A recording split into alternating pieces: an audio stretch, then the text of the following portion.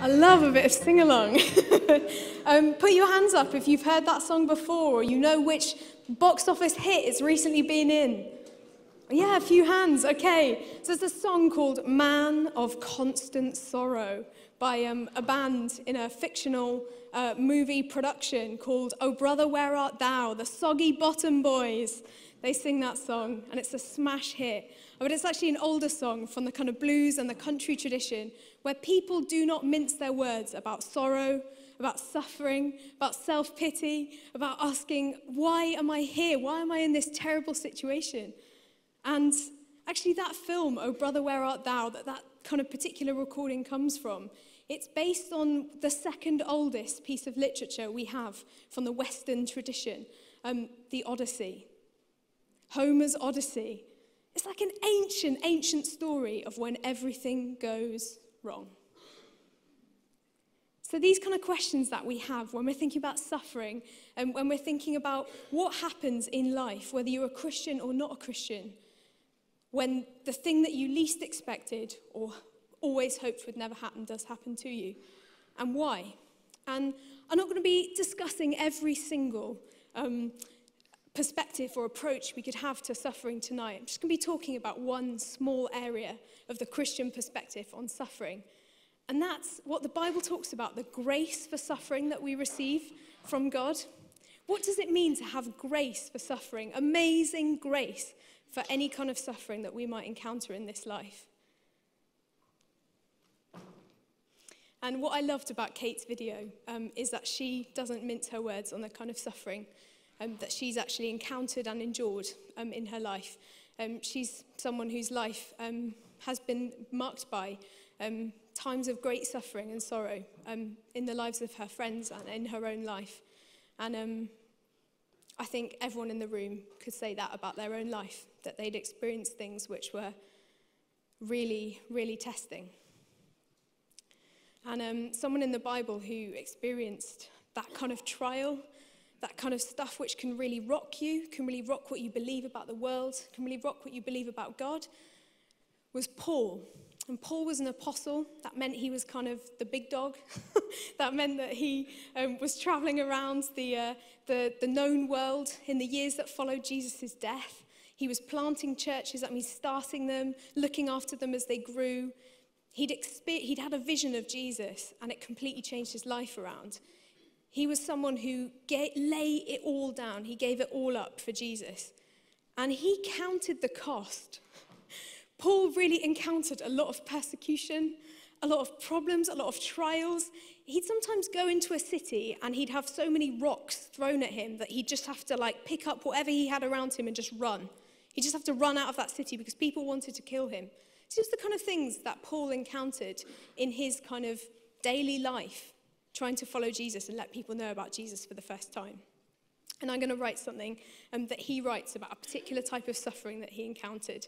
And if you want to read along with me on your phone or in your Bible, I'm going to read from 2 Corinthians 12, verses 7 to 10. It would help if my Bible wasn't upside down. It'd be a different kind of gospel that I preach. Okay. Paul writes this in his letter to the church at Corinth. Therefore, in order to keep me from being conceited, I was given a thorn in my flesh, a messenger of Satan to torment me. 3 times I pleaded with the Lord to take it from me. But he said to me, my grace is sufficient for you, for my power is made perfect in weakness.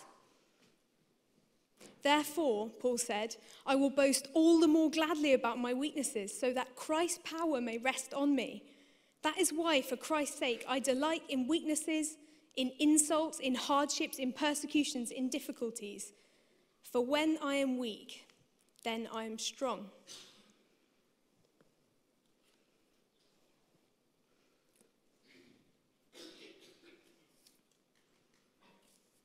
I don't know what you noticed about that verse. Maybe you've read it lots of times before. Maybe you're hearing it for the first time tonight. Those verses that Paul writes in 2 Corinthians.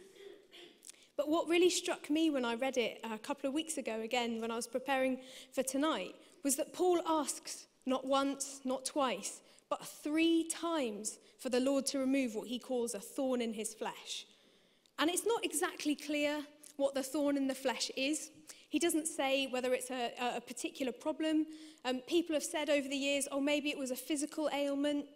Maybe it was some kind of emotional or spiritual dilemma that he had. Maybe it was just like a persistent person in his life who'd kind of caused him trouble. We don't actually know for sure. But what we do know for sure is that Paul wanted rid of it.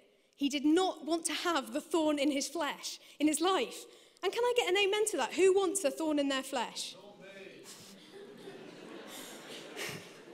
So that's what Paul said to God. And what did God say to Paul? Paul said, my grace is sufficient for you. My power is made perfect in your weakness. And Paul takes that on. He's kind of assured of it. He says, okay, I'll boast all the more strongly, all the more fervently, all the more passionately in my weaknesses, in my hardships, in my insults, in my sufferings, because God's power is made perfect in weakness. And he's able to learn. He's able to grasp this kind of almost upside down principle about suffering and pain and weakness that is sometimes caused by our own sin or by the world that we live in, the broken world that we live in. And it's this, that whatever we encounter, God's grace is sufficient to see us through. And sometimes we pray for healing and we see healing. And sometimes we say to God, I've been carrying this burden in my life for too long. I want you to take it away from me. And that's what God does because he loves us and he loves healing. And sometimes, for whatever reason, that thorn in our flesh, the thing we've been begging God to take away, he doesn't remove. He doesn't remove every suffering. He doesn't remove every problem that we encounter, whether we're a Christian or not. But sometimes, but he always, whether or not the suffering is removed, the Lord always gives grace to endure it. He always gives us grace to endure every suffering we might possibly encounter. And it's not just in the life of Paul that we see this message kind of repeated in the Bible and spoken out to us as people who are kind of following God, who are going after his heart, who want to be, as Doug said, all in for Jesus.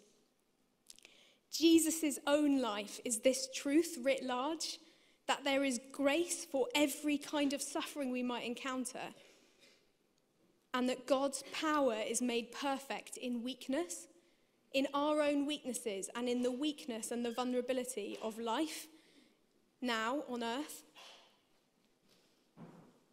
I love about the story of Jesus, I love that God chose to make himself human by becoming vulnerable and small, by becoming a baby and then growing up in like an occupied territory in the Middle East 2,000 years ago. He chose to be born into a family, quite a large family.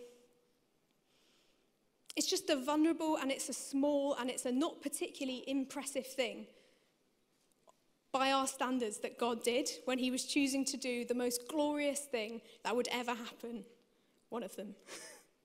Which is God becoming human, God becoming flesh. He came down to our earth. And he achieves victory over sin and over death by making himself small. That God's power was made perfect in the weakness of human life and in all the vulnerability of that. So we just see it time and time again. We see it in the life of Jesus. We see what we think of as power and prosperity, the most impressive things in life. And God just turns that upside down and says, even where you see it least likely that I can make my glory known, that I can move, even where it seems least likely, that is where I will show you how powerful I am and the power of my love over sin and death. God's grace is sufficient. But Jesus, when he was here on earth, he didn't just totally embrace suffering without a second thought. Some of you know the story in Luke 22. It's the night that Jesus is betrayed, arrested, turned over to the authorities. He's put on trial and he's eventually crucified.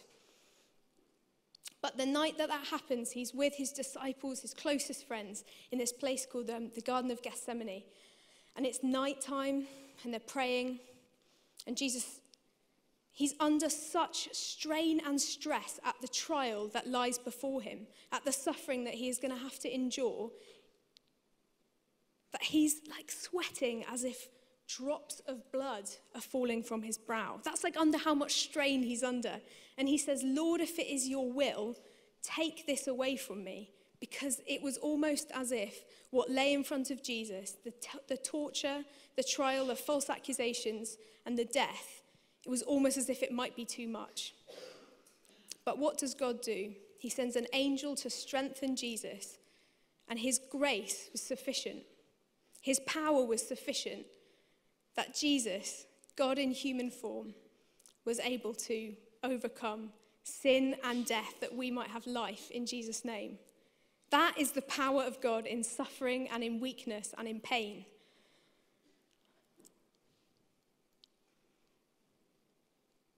That's the power of God. And I think that's sometimes hard to hear, isn't it? And I think Jesus knew that it was hard to hear. He sometimes said it a bit provocatively.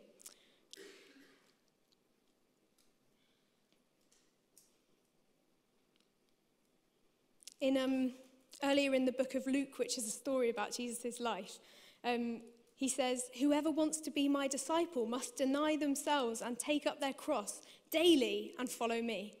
That there was something about a denial of self, about a taking up of your cross. I mean, literally kind of carrying a cross on your back, doing the long slog. He says, whoever wants to follow me and be my disciple, they must take up their cross daily and follow me. And the call to follow Jesus is a call to a life which, as people have already said tonight and testified to tonight, is costly. It's a call to choose a life which won't be easy, where we will have to confront pain and suffering in our own life and in the lives of those around us. We will know our own sin and our own weakness and the ways in which it prevents us from becoming the people that we really want to be. But the way of the cross and the way of Jesus is accepting that gift of amazing grace to endure the suffering that lies before us and to follow Jesus despite all the suffering we might encounter. So in the Bible, often when we talk about suffering, there's this message, this amazing, hopeful message of the amazing grace of God that we might endure suffering even if it isn't removed from us.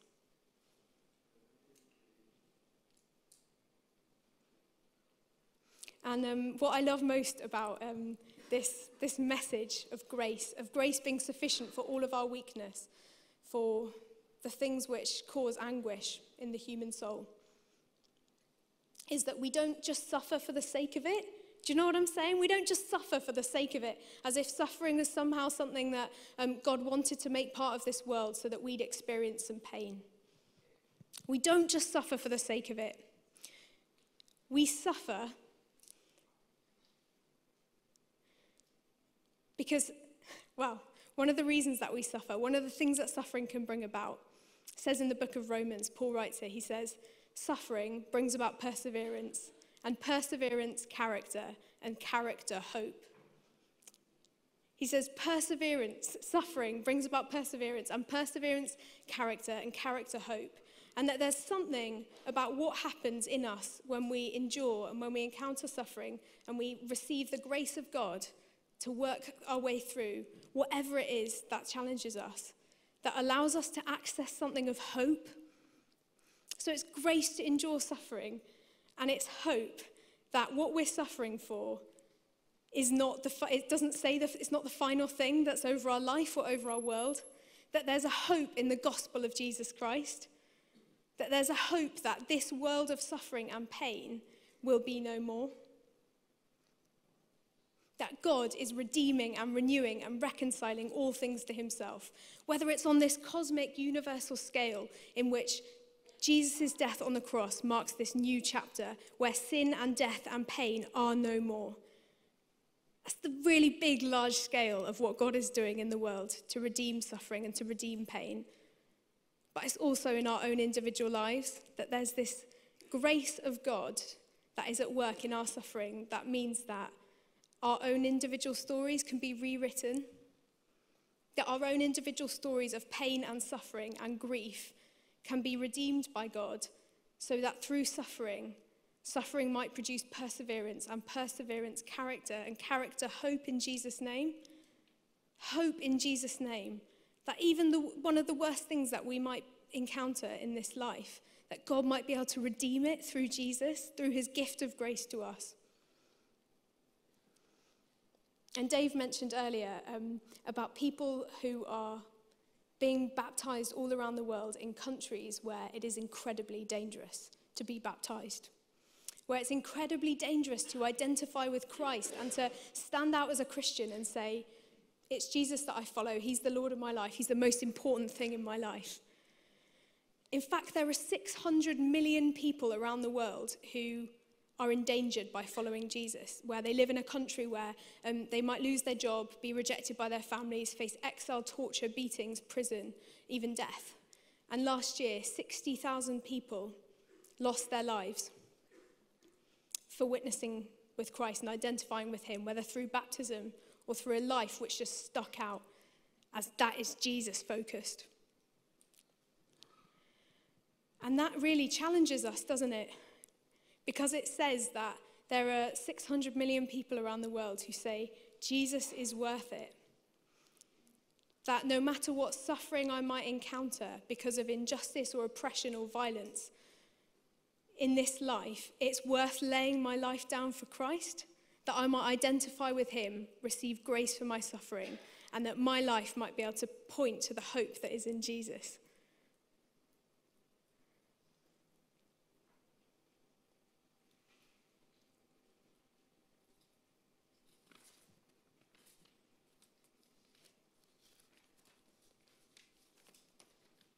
And, as I talk about suffering and pain and make it seem really simple, like if you suffer something, you'll receive perseverance and then character and then hope, as if that's just a simple formula that I'm trying to make you apply to your life so that the suffering that you feel is just suddenly somehow kind of everything makes sense. It just can be tied up in a neat package. So maybe you're asking, it's one thing to choose suffering and receive the gift of grace to endure it. When you choose suffering, when you know, okay, life with Jesus is going to be hard, but I choose it. I choose suffering. What about the kind of suffering that is caused by terminal illness or debilitating sickness? What about the kind of suffering that happens when actually something is done to you? Something that's wrong? Maybe the kind of suffering that's caused when someone you know, someone that you really love, is wronged. And it's just agonizing, the pain that you feel. And you just wonder, where is God in all of this? How can there be a loving God when there's suffering like this in the world? And I just want to share with you quickly the story of someone whose life has really impacted me in this area, someone whose life stands testament to the grace of God at work in them, in their suffering, that they've been able to endure things that I can't imagine. And that person's my dad. And some of you might know him. He's called Dave. Not that Dave, that's actually my father-in-law. But my dad is called David Coates. And 4 years ago, he had a diagnosis of a really rare form of cancer called myeloma. And I'd never heard of myeloma before, none of us had. But what it basically means is that all the cells in your body, they are overtaken by cancerous cells. And your immune system gradually starts to kind of crumble under the weight of it. It can't fight that sickness anymore. And when my dad got this diagnosis, and what stood in front of him was basically more than a year, 18 months of really painful and intrusive treatment, chemotherapy that would almost poison him. He was in multiple organ failure by the time he was diagnosed. And he really suddenly started to rethink what he believed about suffering, because he was right in the middle of it for one of the first times in his life. And he went through about a year and a half of treatment, and he was really also believing in God for healing from this thing. It was almost like the thorn in his flesh that Paul talks about in 2 Corinthians. He was just like hoping and believing for healing. And like, God did an amazing thing in my dad's life. He like the cancerous bone marrow that he had, almost in the course of a couple of weeks, that bone marrow was just zapped. And he began to respond really, really well to treatment. And my dad was praying and praying, and so many people were praying around him. And he experienced this kind of life-changing healing from this bone marrow cancer. And 3 years passed. And a couple of months ago, we found out that the cancer had come back, and that the healing that my dad had experienced, it wasn't to be like a long-term, lifelong healing. It had been kind of like a temporary thing. And my dad was looking like, when I saw him, I could just see the pain in his eyes, because he realized that he was going to have to go through another 18 months of treatment. And he just didn't know how to reconcile the suffering that he was experiencing, the disappointment in his health just deteriorating, with a God of love who had power to heal. And I didn't know what to do either. I didn't know how to make sense of all of that. And I know that there are people in this room who, you've been in a similar situation yourself. You've known people who have, or you've faced something even worse than what I'm describing. That you've had to look at premature death, or you've had to look at illness or sickness and say, where is the grace in this for me to endure? Because it feels like it's just too much. But I spoke to my dad a couple of days ago, and I said, Dad, how are you feeling? He's yet to start the cancer. He's yet to start the treatment. And he said, I will trust in God for healing from this thing which might kill me.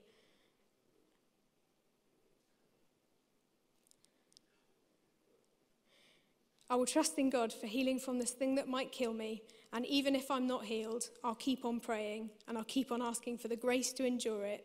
And I'll keep on praying for others to receive healing too. And he said, I might not get healed, but I think I will, because I think God's got stuff to do for me. I might not get healed, he said, but what I want to do until the day I die, whether it's in 5 years' time or 25 years' time or more, is keep on praying for other people to receive healing. Because there's something that my dad had grasped in the midst of his own healing that was about having compassion for others. He said to me, once you have experienced life-threatening illness yourself, you can't just sit at home and watch TV. You've got to get out on the streets and pray for people that they might receive healing. That's what he said, as if it was the most obvious thing in the world, but something that we all struggle to do, right? He said, once you've gone through what I have, you just want to pray for healing for people every day of your life. And I don't believe that's just something that my dad has happened upon, that the hope that he has in Jesus who will heal him, and in God who is looking out for him, even if the cancer kills him. He has this hope that comes from the grace of God. That's like, it's the gift of God on our lives, that where we have hope and where we have grace to endure suffering, whether it's caused by something terrible like cancer, and whether it's caused by something like religious persecution, losing your life, being trapped in a civil war, and being trafficked, that as Christians we have this perspective on suffering that says we believe that God's grace is sufficient for us, no matter what we might endure, whether it's our own choice, our costly choice to follow Jesus, or whether it's something that's thrown at us, that there is grace to endure, and that there's a hope that comes from the gospel of grace, There's a hope that comes from following Jesus, even in the times when it's at its very hardest, because we believe in a God who is renewing, reconciling, redeeming all things to himself. And we don't need to worry that the wrongs of this world and the suffering of this world will never be righted. We can have hope in a God who is restoring and redeeming all those things, the stories in our own lives and the story of the world. That's the gospel. That things as we see it aren't how they'll always be. That in Jesus, God is making all things new. That there's victory over sin and death and sickness and pain. And in the meantime, his grace is sufficient for us. There's amazing grace for suffering. And the kind of challenge that I want to bring just at the end of this time that we have together is something around choosing suffering. Because I think sometimes, as people, it's our natural inclination, isn't it, to avoid suffering, to choose like comfort and security instead of radical discipleship, or instead of putting yourself out there, putting yourself on the line, whether that looks like losing out on material possessions, whether it looks like saying, actually, I'm going to not get all of the new things that I want because I want to give as much of my income away for the kingdom. That's kind of costly, isn't it? It's having less than the people around you and knowing that sometimes it'll feel like you're missing out.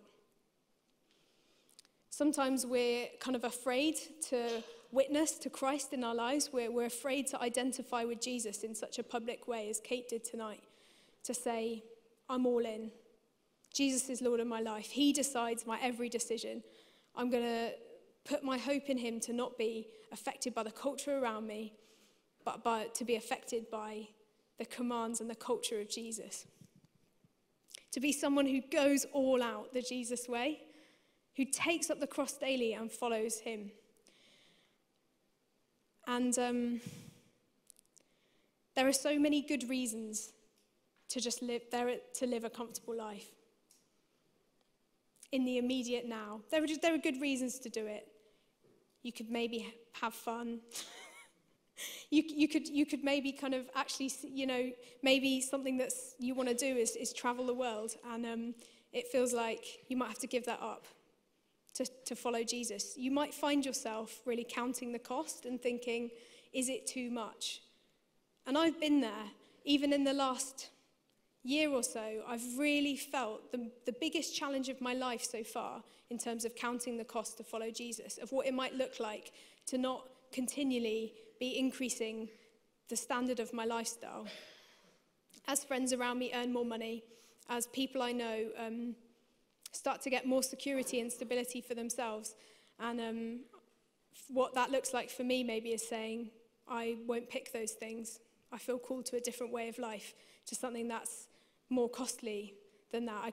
I think that following Jesus for me looks like laying down my rights to some of that stuff.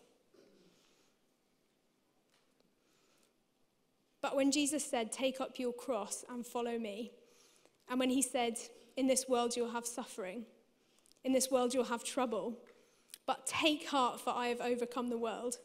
When he says that, he's not selling you a cheap deal.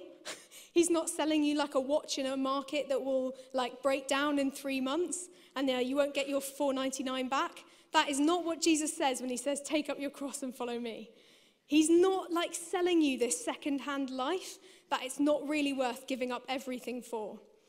That if last year 90,000 people at least gave up their lives to follow Jesus, it wasn't because it was like that following Jesus was kind of a rubbish thing to do. It was because they believed with all their heart and all their mind and all their life that following Jesus was the best thing that you could possibly do. They thought it was worth it. They thought it was worth the cost. And they knew that God would give them the grace to endure, the hope that the gospel was worth giving your whole life for. And he gave them the courage to do it, the courage to do something radical and costly and worth it. And we will suffer in this life. We will, and we already have. And I know that is true for all of you. that you've encountered suffering that I probably could not even begin to imagine.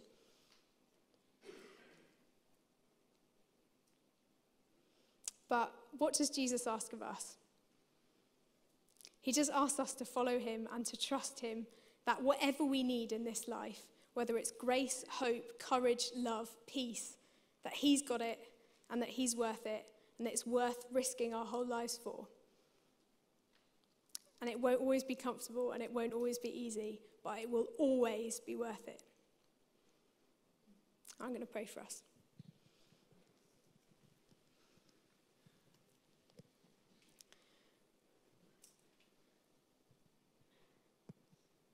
Lord, I thank you that you have given us so much to rejoice over in this life.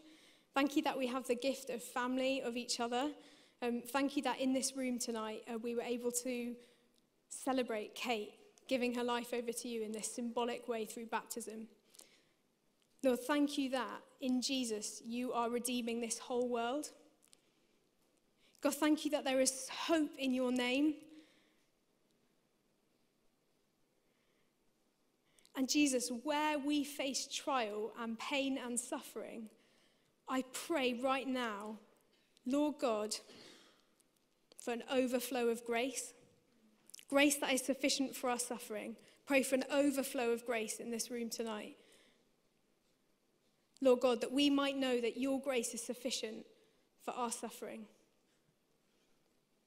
for our weakness. That in our weakness, your power is made perfect. Lord, I pray we would know that tonight.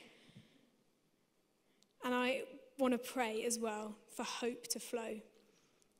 For you, Father God, to be revealing to each one of us tonight the times in our life where you want to redeem our suffering, you want to redeem our pain, and show us your hope. And I also want to pray, Father God, for a new and a renewed sense of courage in this room tonight, that we might be able to look at the cost that lies ahead of us for following Jesus. Whatever that might be, whatever you might be putting on our hearts, that we be able to count the cost and go all in for you, knowing that your grace is sufficient for us and that your hope is there for us in our life. Amen.